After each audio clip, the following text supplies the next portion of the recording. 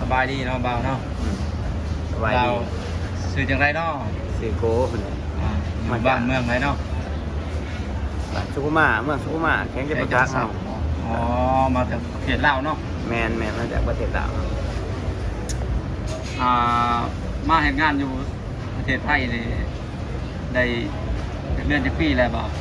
มาจะได้2 ปีได้เดือนที่10นี่ก็ได้2 ปีเลย อันค่าแห้งเป็นยังไงดีอยู่บ่ ค่าแห้งมันก็ดีเลี้ยงเขามื้อหนึง2 ขาบเนาะ อ๋อ เขางานกับเลิกงาน อ๋อ มีแต่คนบ้านเดียวกันมาอยู่นำกัน คนบ้านเดียวกันเนาะ หลายคนต่างเมืองต่างแข็ง มีแต่คนลาวเนาะ มีคนดาวหลายคนดาวเนี่ยพม่าเนี่ยเขมิ้นเนี่ย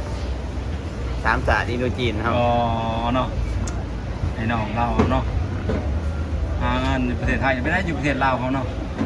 ประเทศลาวเขาก็หาเงินกับเพื่อจะได้กินนั่นแหละ เขาได้ซื้อของกิน เศรษฐกิจย่ำแย่เนาะ แมนเงินบาทกับแพงเลยครับ700,000อะไรเงี้ยเขาว่าทางบ้าน ขึ้นเลยเนาะ เป็นแหงเลยแต่ว่า เงิน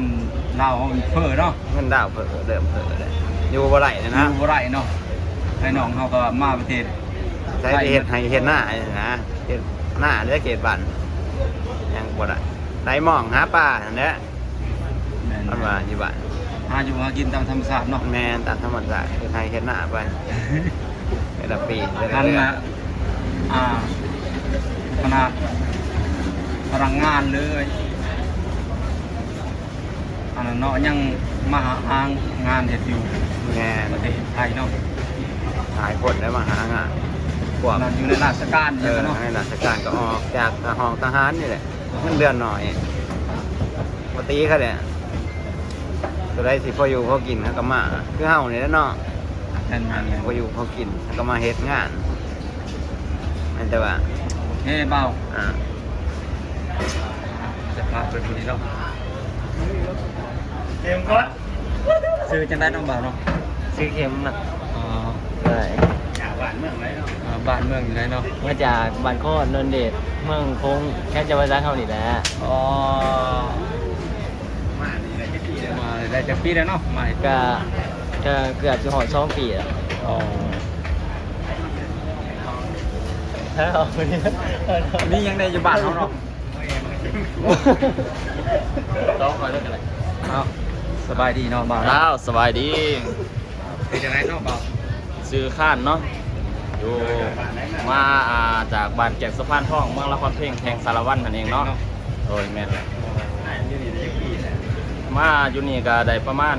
2 ปีปลายที่เขา3 ปีแล้วเนาะเพราะว่าอยู่บ้านเท่ากับเศรษฐกิจบ่ดีเงินเฟ้อเนาะ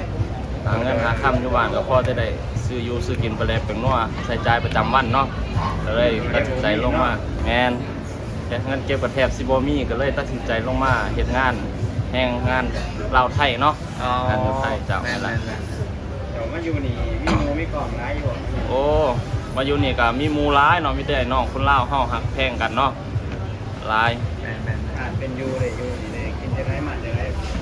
การเป็นอยู่นี่ก็ดีกว่าอยู่บ้านเฮาหลายเนาะ แม่นแม่น แม่นมันอยู่บ้านก็บ่ฮู้จักสิไปหาหยังเพราะว่ามาพี่ก็หรือว่าเปลี่ยนแปลงชีวิตเฮาได้ขึ้นแน่เนาะก็ดีกว่าอยู่บ้านเจ้า วันนี้จักปีครับวันที่มาอยู่บ้านเนาะ ถ้า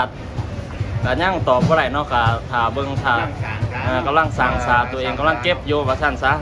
ถ้าตอบโจทย์ชีวิตได้ในบ้านในเฮือนในรถแล้วก็สิเมื่อคิดว่าคันเฮา ขาร้ายได้เห็นไทยเห็นหน้าเนาะ แหม่เฮาก็มาเฮ็ดไร่เฮ็ดนาเลี้ยงปูเลี้ยงปลาอยู่บ้านเฮาเผาทานคือเก่าเนาะแหม่ แล้วคันนี้แล้ว อ้าว อ้าวขอบใจ สำหรับคลิปนี้ก็บ่มีหยังไรพี่น้องเนาะขอขอบใจให้น้องเราเขาเนาะที่ให้สัมภาษณ์กับ จ้า ที่เขาเนาะขอบใจเนาะ อย่าลืมกดไลค์กดแชร์เนาะ มีหยังแน่อยู่บ้านเจ้าเนาะ อย่าลืมไปเที่ยวบ้านโคตรนนเดชเนาะมากินก่อยมาพ่อนะแซ่บแล้วแถวบ้าน โอเค